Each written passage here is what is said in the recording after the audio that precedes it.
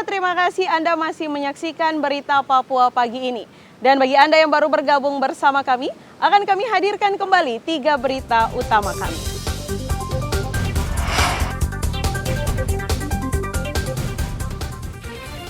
Pesawat Twin Otter ditembak kelompok kriminal bersenjata di Nduga. Distrik Kiwirok belum aman, ratusan warga masih mengungsi di Oksibil, Kabupaten Pegunungan Bintang. Balap liar sekelompok pemuda di Mimika dibubarkan polisi dan tentara.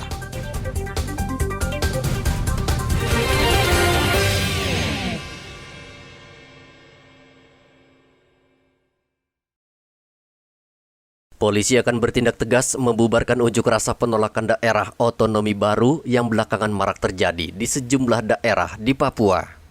Kapolres Merauke mengatakan pengunjuk rasa akan berhadapan dengan pemerintah dan aparat keamanan bila masih membandel turun ke jalan dan mengganggu ketertiban. Menurut Kapolres, kebijakan daerah otonomi baru DOB sudah final dan saat ini tengah dibahas bersama pemerintah pusat serta DPR RI terkait anggaran. Kapolres meminta semua pihak duduk bersama dan sepakat mendukung daerah otonomi baru demi kebaikan bersama. Ia juga menghimbau berunjuk rasa harus sesuai undang-undang dan tidak mengarah ke makar. Itu beberapa partai juga ada bupati, wakil bupati, ada kepolisian, ada TNI, ada tokoh agama, seluruh agama ada di situ. MRP, KNBP, apa saja. Di situ ada pertanyaan terbuka. Siapa dan organisasi mana yang menolak DOB, yang menolak pemekaran? Tidak ada yang menolak. Nah, harusnya dalam ketika itu mereka berkumpul, mereka sampaikan situ, jangan di depan umum, nggak boleh. Artinya ini bahwa mengganggu aktivitas yang lain. Artinya DOB ini adalah harga mati. Sudah harga mati gitu, jangan diganggu lagi. Ya. Kalau Anda mengganggu pemerintah, kita hajar. Ya. Kalau Anda mau bikin seperti itu, demo aja di Jakarta. Siap. Jangan di kita sini, kita nggak tahu menahu soal itu. Kita hanya meluruskan program dan perintah atasan. Unjuk rasa penolakan daerah otonomi baru atau DOB belakangan ini marak. Sebelumnya polisi membubarkan unjuk rasa menolak DOB dan menangkap 12 orang, namun akhirnya dibebaskan setelah diberikan wejangan. Muhammad Ridwan melaporkan dari Merauke, Papua.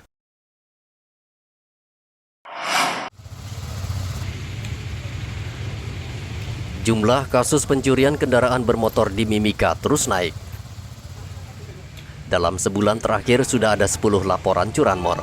Kasat Reskrim Polres Mimika menghimbau agar pengendara selalu waspada karena hingga saat ini pihaknya masih terus menerima laporan kehilangan kendaraan. Kota Mimika, Kabupaten Mimika masih menjadi tren karena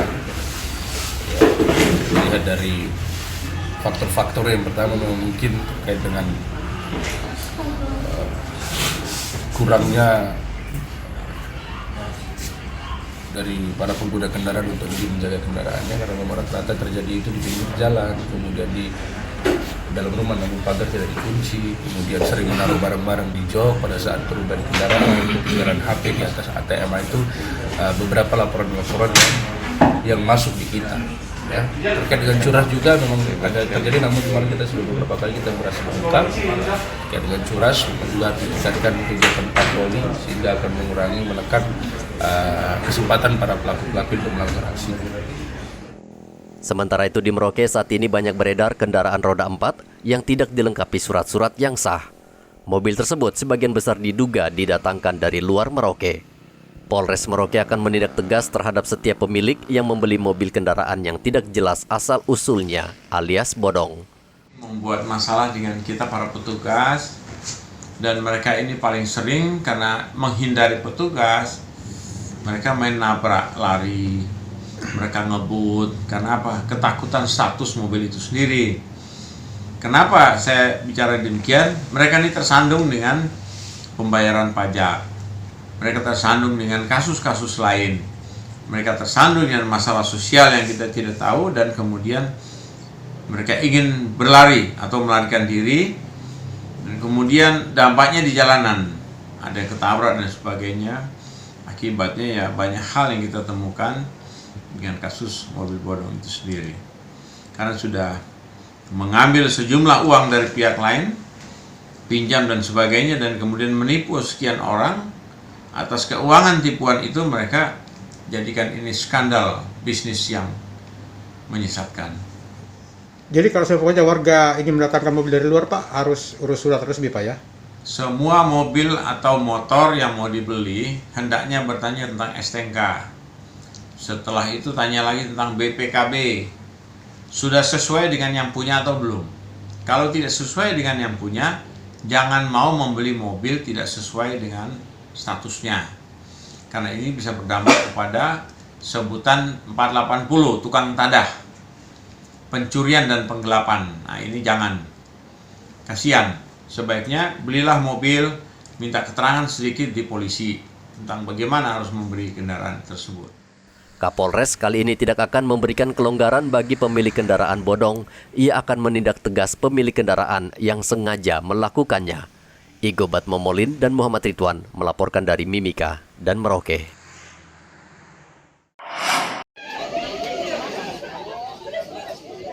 Ratusan polisi mengikuti kegiatan bakti sosial donor darah yang digelar di Dermaga Polairut Jayapura Rabu kemarin.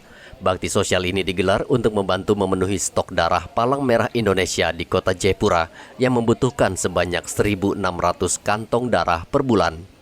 Kapolda Papua berharap darah yang disumbangkan polisi bisa bermanfaat bagi mereka yang membutuhkan. Mudah-mudahan ini bisa kita lampaui.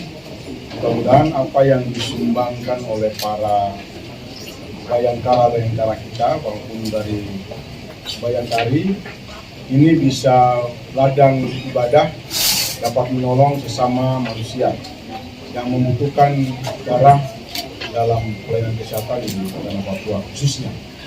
Tentunya kegiatan ini tidak berhenti di sini. Ada lagi nanti kegiatan pelayanan kesehatan lain, operasi disunting, keterangan massal yang pengobatan umum akan dilakukan baik di Dokes maupun nanti di klinik yang ada di daerah Polda Papua. Tentunya yang akan kita lakukan termasuk nanti juga mungkin ada bakti sosial lain. Karena memang di samping kesibukan kita dalam bisa di Polda Papua dalam menghadapi WP, kita akan mengatur supaya tidak mengganggu aktivitas pelayanan sosial lainnya khususnya dalam penanganan.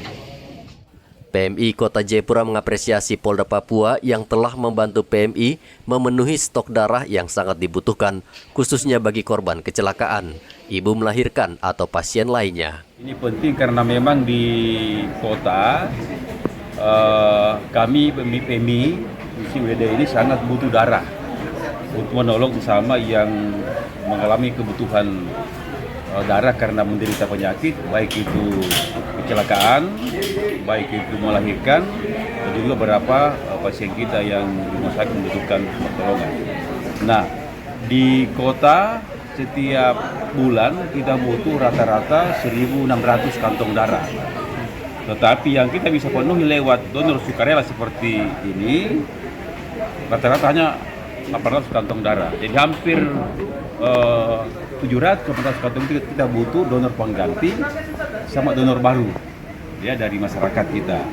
Sehingga memang semua terpenuhi setiap bulan, tapi perlu waktu karena mencari orang itu donor pengganti dan donor baru dari masyarakat kita. Kegiatan donor darah juga dilakukan jajaran Polres Kaimana bekerja sama dengan PMI yang dilangsungkan di Aula Polres Kaimana pada Selasa lalu. Sebelum diambil darah, pendonor wajib menjalani serangkaian pemeriksaan oleh tim kesehatan Polres Kaimana. Salah satunya pemeriksaan tekanan darah. Kantong darah ini nantinya akan diserahkan ke PMI maupun ke RSUD Kaimana sesuai kebutuhan. Dalam rangka hari ulang tahun Bayangkara 1 Juli 2022 ini, kami menyelenggarakan donor darah massal, mengajak kepada seluruh masyarakat maupun TNI Polri dan instansi terkait untuk membantu mendonorkan darahnya, menyumbangkan kepada saudara-saudara kita mungkin yang kurang. Samping itu juga kita hidup sehat, kita membiasakan diri untuk mendonor darah kita, yakni sesuai aturan 2 bulan sekali. Ini sangat penting bagi kesehatan kita. Ya, di samping kita mendonorkan darah ini, kita nyumbang darah kita kepada warga kita, saudara kita yang mungkin lagi membutuhkan. Ya. Kebutuhan darah saat ini terus meningkat namun tidak diimbangi dengan stok yang mencukupi. Di Merauke misalnya, PMI setempat hingga saat ini masih kekurangan darah hingga 200 kantong per bulan. Berbagai upaya dilakukan untuk memenuhi kekurangan darah, namun masih terus kekurangan hingga 200 kantong per bulan. Kebutuhan darah yang di PMI terus terang kita masih kekurangan ya. Per bulannya biasa kita butuhkan 400 sampai 500. Di masa-masa pandemi kebutuhan banyak tapi ketersediaan sedikit ya, karena memang masa pandemi kan nggak boleh diadakan donor darah seperti itu. Tapi sekarang di masa yang sudah mulai stabil ini kecukupan ya, kita sudah mulai tersedia seperti itu. Maksudnya kita sudah lakukan kegiatan-kegiatan ya, alhamdulillah bisa mencukupi. Berapa kekurangannya dok setiap bulan itu? Setiap bulan bisa sampai 100 sampai 200 Kantong ya? Sekantong. Nah, upaya dari PMI sendiri untuk mendapatkan darah sesuai dengan kebutuhan warga seperti apa dok? Untuk upaya kami paling kita akan melakukan kerjasama dengan instansi-instansi terkait seperti Polri atau enggak TNI untuk kita lakukan donor darah rutin seperti itu untuk memenuhi kebutuhan tadi. Tapi apabila kebutuhan seperti trombosit gitu kan, ada yang pasien yang membutuhkan trombosit, memang kita harus